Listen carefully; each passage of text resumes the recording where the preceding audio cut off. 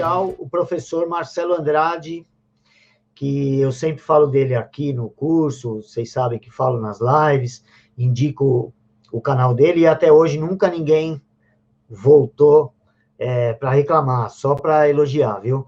Então, seja bem-vindo, Marcelo, muito obrigado por disponibilizar o seu tempo. A gente já está para fazer isso há mais de um ano, então é um grande prazer contar com você aqui para a gente bater um papo sobre 3 questões que eu acho que todos os alunos têm interesse de conhecer. Muito obrigado, Marcelo. Eu que agradeço, né, o convite, né, e a confiança, né, e é uma grande honra aqui para mim de participar aí desse curso, dessa gravação. Então, não sei se o nosso ouvinte vão nos assistir de noite ou de dia, mas como nós estamos gravando já de noite, então boa noite a todos. Isso aí. Então, antes da gente entrar no que eu queria que fosse o tema da nossa conversa, recentemente eu, inclusive, indiquei para o pessoal que me acompanha, você fez um vídeo sobre a história da economia, e eu achei excelente, né? Principalmente porque eu sou leigo, tanto na questão prática da economia, como na história, no desenvolvimento dos modelos, dos planos econômicos, é algo que eu não conheço, e até por não gostar do assunto, acho que eu criei umas certas resistências, uns bloqueios mentais, que quando começa a ver a notícia, assim, parece que eu perco até a concentração. Então, foi ótimo por causa da sua didática, né? Por causa do seu conhecimento, achei excelente. Porque até um idiota como eu conseguiu sair de lá conhecendo mais do que entrou.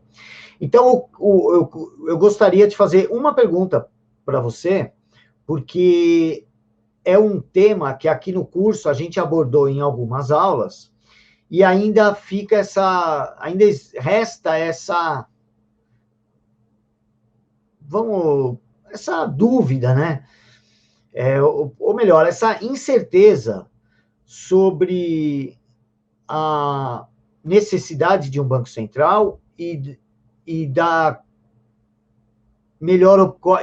sobre qual seria a melhor opção, um Banco Central independente ou um Banco Central como instituição de Estado, ou uma mescla disso, que é o que vai acabar acontecendo, ao que tudo indica. Então, eu sei que essa incerteza vai continuar pairando, né? Mas quanto mais opiniões de pessoas inteligentes e que conhecem o tema, acho que vai nos ajudar a tomar decisões mais acertadas. E até a interpretar melhor tudo o que está acontecendo, porque qualquer mudança no eixo do sistema financeiro, com certeza vai acarretar mudança, seja no curto prazo ou no longo prazo, vai acarretar mudança no próprio sistema financeiro brasileiro. Então, eu começo perguntando, você acha que precisamos ter um Banco Central? Então, essa é uma questão muito interessante. Bom, inicialmente, eu não sou formado em economia, sou formado em direito, e eu estudei economia sob 2 ângulos, né? Que se complementaram, que foi sobre o ângulo do direito, ainda na faculdade, que isso daí vai levar, inclusive, a umas outras questões no direito que não vi aqui, mas que também são interessantes, como ao longo do tempo o direito ficou servil à economia. Então, esse é um tema bem interessante, pouco explorado, mas é mais na área do direito. Bom, esse foi um estudo meu, muito relacionado à minha profissão. O outro ângulo que eu estudei economia foi do ângulo da história, que é a minha paixão, né, meu hobby, que eu venho me dedicando a estudar e a gravar aulas e escrever livros sempre sobre o ângulo da história. E quando eu gravei aula sobre a história da economia, foi sobre o ângulo da história. Fiquei devendo um pouco sobre o ângulo do direito com esse tema. Então, como é que, então, se coloca a questão do Banco Central, a meu ver? Conceitualmente, o Banco Central, ele é errado. Ele é errado. Durante boa parte da história da humanidade, as coisas funcionaram e funcionaram bem sem Banco Central.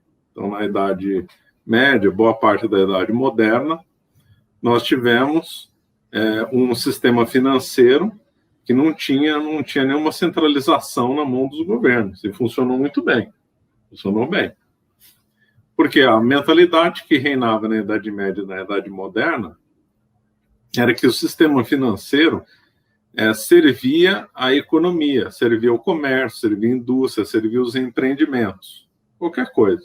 Desde financiar a navegação, até financiar a agricultura, ou até financiar, fazer uma imprensa, qualquer coisa. Então, era esse o conceito. Já na Idade Média, já se começou no conceito do fracionamento bancário, que é um problema. Isso aí se começou e deixaram, não teve legislação, pelo menos que eu saiba, ou pelo menos que eu saiba nenhuma legislação relevante que tenha proibido o fracionamento bancário, que surgiu espontaneamente, acredito eu. Surgiu na mão dos goldsmiths, que aí pensaram que então poderiam então emitir os recibos de ouro mais do que ele tinha em ouro depositado. Eu não vou me alongar, senão foge ao escopo. Mas eu acho que todo mundo deve estar mais ou menos ciente do que foi o trabalho do Goldsmiths e desse fracionamento bancário. E, curiosamente, a proporção que os Goldsmiths tinham na Idade Média era de 10:1, a mesma proporção que tem nos Estados Unidos. Aqui no Brasil, a proporção é menor. Então, de 3,5:1, acredito eu. Então, o sistema financeiro do Brasil, graças a várias legislações dos anos 90, acaba sendo um dos mais seguros do mundo, do baixo risco. Bom, então, o que nós tivemos, então, na Idade Média e na Idade Moderna? Lembrando que a economia também é efeito de pensamento de vida, efeito da metafísica, efeito da teologia. Quando muda o pensamento, vai mudar tudo na sociedade. Então, se você tinha um pensamento X e mudou para um pensamento Y, não vai só alterar a filosofia e a teologia, não vai só alterar determinados comportamentos, vai alterar tudo. Vai alterar o direito, vai alterar a economia, vai alterar as regras de comércio, vai alterar tudo. É assim que foi a história da humanidade. Hoje nós estamos vivendo grandes mudanças que estão alterando tudo. Então, a economia é feita de um pensamento. Muda o pensamento, vai mudar. E o que nós tínhamos na época da Idade Média e da Idade Moderna era muitos banqueiros, demais. Não havia centralização bancária. E interessante que em muitos países o banqueiro era o nome dele. Então, se o professor Alexandre tivesse um banco, ele não daria um nome fantasia, ele daria o nome Banco Alexandre Costa. Era vinculado à pessoa dele. Normalmente até eles chamavam de casa, né? Casa. Aqui no Brasil também chamava casa bancária, nome do fulano. Porque então, era muito comum. Uma relação, exatamente, uma relação muito... Depois eu comento do...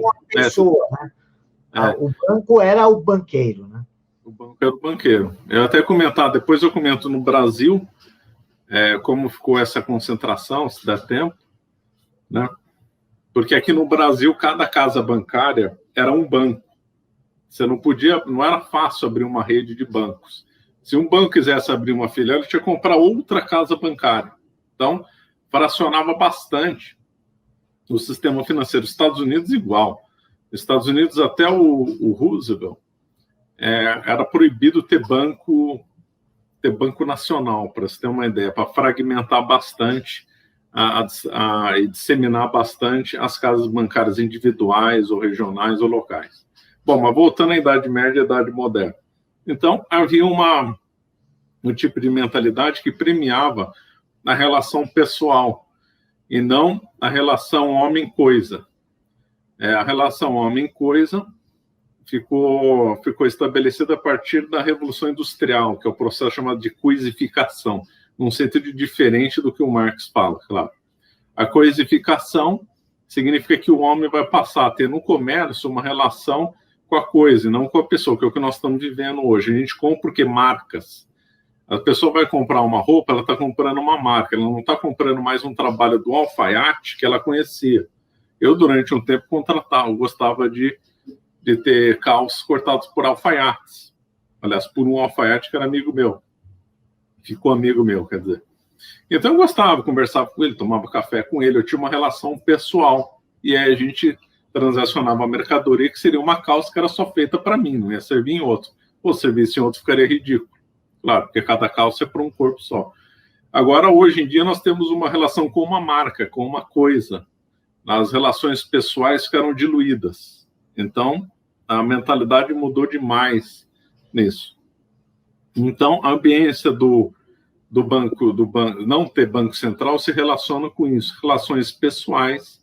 As pessoas conheciam o banqueiro. No Brasil era muito comum, os barões do café eram amigos dos banqueiros, se conversavam. Só visitar aqui em São Paulo, para quem mora, vai lá no prédio do Banespa, e ali tem um museu, e ali conta um pouco como é que era o tratamento de quem ia pedir empréstimo no banco. Era uma relação pessoal, ou com o dono, ou com os diretores. Era uma outra estrutura, era uma outra mentalidade.